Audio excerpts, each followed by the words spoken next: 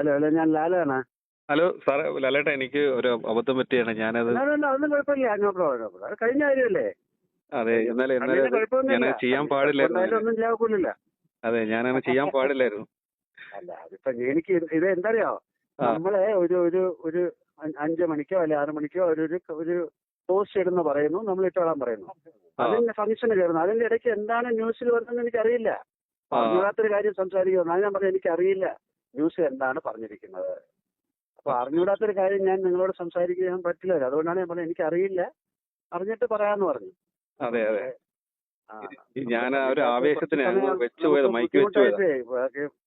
അപ്പൊ അതായത് പിടികെട്ട് കൊള്ളാവുന്ന കണ്ണിക്കൊണ്ടു, അത്രേ ഉള്ളൂ. വേറെ കുഴപ്പമൊന്നുമില്ല.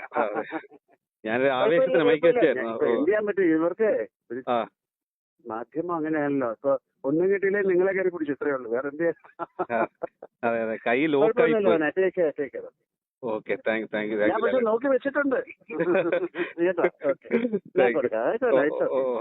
എന്നാ ഒരു മിനിറ്റ്.